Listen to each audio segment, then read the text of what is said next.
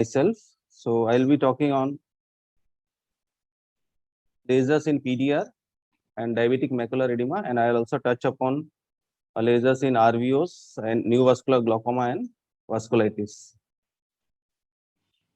I have no financial disclosures. So as Dr. Akshay had already mentioned, the commonly used lasers nowadays are the three types of lasers. The green laser, we have different brands of machines for green laser. Then we have the red laser, which is 810 nanometers. And we have the yellow laser, which is 577 nanometer. So coming to the laser delivery modes, the most commonly used delivery mode is slit lamp delivery mode, which is commonly used in the OPDs. And then we have the indirect ophthalmoscope delivery mode. Then we have the endoprobe mode, where we do the laser during vitreoretinal surgery. Next, you should know something about the lenses which are used for panretinal photocoagulation. So there is a wide variety of lenses available. However, if anyone as a beginner wants to start doing lasers, retinal lasers and PRP, the Mainstar PRP 165 lens and the Volk Superquad 160 lens, these are the two lenses which give a good balance between the magnification and the field of view.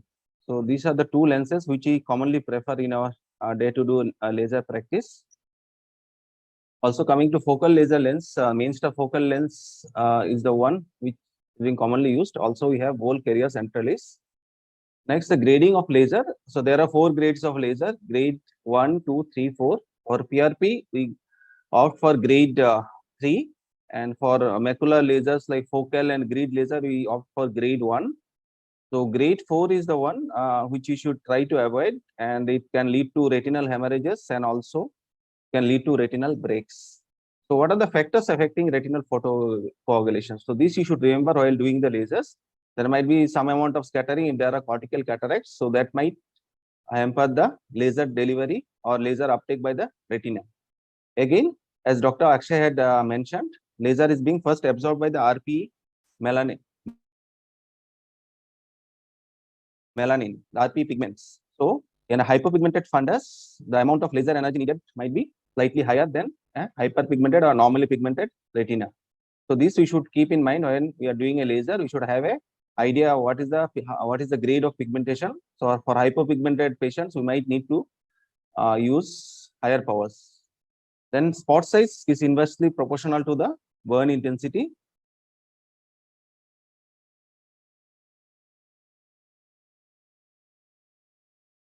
Then power is again directly proportional to the burn intensity, and we have exposure time, which is also directly proportional to the intensity of the burn. So what are the indications of lasers in PDR? It's high risk PDR and early PDR in one-eye patients. This is the textbook indications, but in practice, even in early PDR patients, we do the PRP. So important thing you should remember here is the settings which are used for PRP. So number of sittings we do PRP is usually 2 to 3 sittings. However, you should remember patients with tendency for fluid retention, mostly the nephropathy patients, we should use more sittings. 4 or more sittings we can use, because if you give more number of laser spots in a particular sitting, they might lead it might lead to exudation in the retina. So that should be avoided. Now coming to the spot size used for PRP, it's 200 microns is the one which we use regularly. Then power can be titrated from 100 to 400 milliwatts. Again, it depends on the media clarity and the pigmentation of the retina. Duration for each laser spot, for a single spot laser you use, is 150 to 200 milliseconds. And interval, this is the interval option, that is the time period between the two laser spots if we keep the foot pedal pressed continuously. So for beginners, it's better to keep this interval as off. So with some expertise, we can switch on the interval.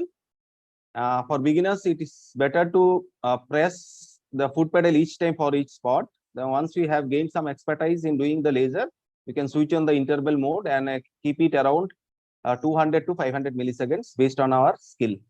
And the spacing will be one burn with effort. So to summarize, we have settings of PRP around 3 sittings, 800 to 1000 spots we prefer in each sitting, 150 millisecond duration for each laser spot, 200 micron will be the spot size on the slit lamp or on the display panel, and 150 to 200 milliwatts is the average power used for laser, and it might be titrated higher if needed. So coming to the laser parameters again, as you can see here, it's a this machine has both single and multi-spot laser. The moment we press the single spot mode, we can see the pulse duration and the power are 200. So this can be titrated to 150. Now, again, the moment we press the multi-spot mode, you can see the duration is automatically reduced to 20 milliseconds. So this is very important for multi-spot laser. The duration is 20 to 40 milliseconds. One more thing you should keep in mind is during doing laser, this spot diameter which is fixed on the slit lamp. So if you do, usually we'll fix it at 200. For focal or grid laser, we'll keep it at 100. So if you don't adjust this spot size, suppose it is at 300 or 400, then the amount of energy we might need might be more. Again, the magnification in the slit lamp, usually prefer the lower magnifications, which gives a good field of view of the retina. Around 8 magnification or 5 also we can use. So what is the extent of doing laser? So anteriorly we go to the equator or slightly beyond, posteriorly around the macula, 2 disc diameter away from the center of the macula, that is the fovea on all sides. So roughly around the margin of the arcades above and below, and around the optic disc 1 disc diameter above, below and nasal. And if add PRP is needed or additional PRP, you can come as close as half disc diameter. One thing important you should remember is if there are any tractional bands or fibrovascular proliferation seen, you should stay 2 disc diameter away from those. One more important thing for the beginners is you can see this is a right eye image. There's some vitreous hemorrhage. So this is how you see the patient's fundus in a photograph. The moment you put the lenses for laser, the image will be like this. So it will be laterally reversed and also inverted. So the inferior retina becomes the superior. So this is very important for the beginners. So right eye of the patient, the macula will be seen on the nasal side of the patient once you put the laser lenses. So to avoid any confusion during the lasers, we can have a pre-drawn fundus chart or a photograph in our mobile phone and turn it upside down and then keep it in front of you. And then any confusion during doing laser about the quadrants, you can always have a look at the chart in front of you or the mobile phone and then continue your laser. So idea of this is to avoid any burns in the macular area. So inferior quadrant, we do the lasers first and temporal retina last. And in case of any vitreous hemorrhage, you should give accessible PRP, and additional PRP you can give between previous laser marks or beyond the equator. So this case you can see a laser has been done in the periphery, but there are small areas. There is some vitreous hemorrhage here, gaps here. So this has to be filled up. So you have to come closer to the arcade. So again, this case pre-retinal hemorrhages, and then you can see some laser marks. So again, close to the arcade, there are lots of gaps. So those areas can be filled up. Here you can see one new vessel. So we don't directly laser on the new vessel. So accessible PRP, if there is VH or PRH, whichever areas of the retina are visible, we have to do the laser, and subsequently as the VH clear, we have to fill up those quadrants. Now, how to tackle a hazy media? If the patient is having cataract, we can increase the power and gradually titrate up to 800 to 1000 milliwatts. Next option we can do is reduce the spot size to 100 micron in the slit lamp and increase the laser duration to around 200 milliseconds, or you can go for LIO, or you can do initiate PRP and do whatever PRP is possible through the hazy cataract. You can do the cataract surgery and complete the PRP after surgery. Usually, if you are doing indirect ophthalmoscopy or non-contact procedure, laser after cataract surgery, you can start after 1 week to 10 days.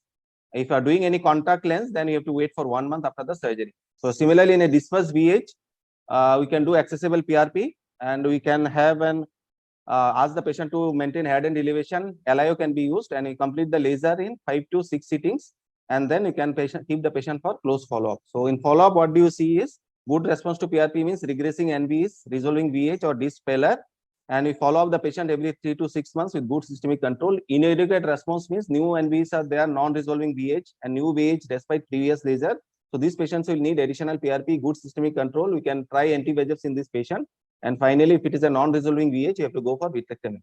So LIO, just a short one slide, it is preferred in immediate post-op patients, in patients with dispersed VH and dense cataract.